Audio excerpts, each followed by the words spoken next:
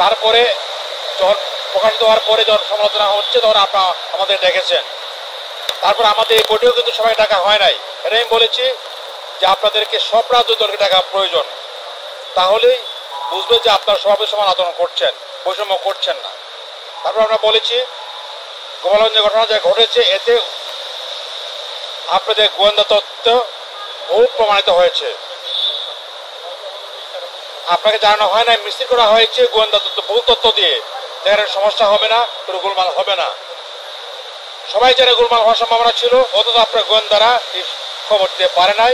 এটা আপনাকে খুঁজে বের করতে হবে, কেনই ফেল করলো তারা, গোয়েন্দা তথ্য ফেল করলো। তারা বলেছি সচিবালয়ে আজকে লাঠিচার্জ করতে হয়, কেন এই পরিস্থিতি তৈরি হবে?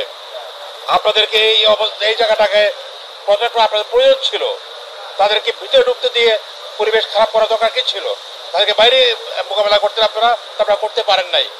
এই জন্য আপনাদের আইন শৃঙ্খলা পরিস্থিতি এবারে সবিশেষ নজর দিতে হবে এবং পেশিবাদের দূষণ যারা সচিবালয়ে বিভিন্ন জায়গায় বসে আছে এদিকে চিহ্নিত করে এদেরকে অফ করার ব্যবস্থা করতে হবে। তা না হলে আগামী দিনে আইন শৃঙ্খলা পরিস্থিতি নর্মাল করা যাবে না, নির্বাচনও ভালো করা সম্ভব হবে না। আমরা জোর দিয়েছি যে কোনোভাবেই হোক না কেন ফেসিবাদের যারা পরিচিত শক্তি যারা এখানে আছে, যারা দূষণ এখানে গাপটি বেরিয়ে আছে, প্রশাসনে, পুলিশে, গোয়েন্দা সংস্থায় আছে, এদিকে চিহ্নিত করতে হবে, এদের তৎপরতা বন্ধ করতে হবে, এদের অফ করার ব্যবস্থা করতে হবে। তা না করলে যদি আপনারা বলেন জনগণকে বিশ্বাস করবে আইন শৃঙ্খলা পরিস্থিতি ঠিক থাকবে, নির্বাচন করতে গেলে আইন শৃঙ্খলা পরিস্থিতি একান্ত মানা প্রয়োজন। এটা করতে হলে আপনাদের অবশ্যই এবার নজর দিতে হবে এবং সবাইকে যাতে এগুলো ঘটতে পারে ব্যবস্থা গ্রহণ করতে হবে। আপনাদের সবাই ধন্যবাদ। আসসালামু আলাইকুম।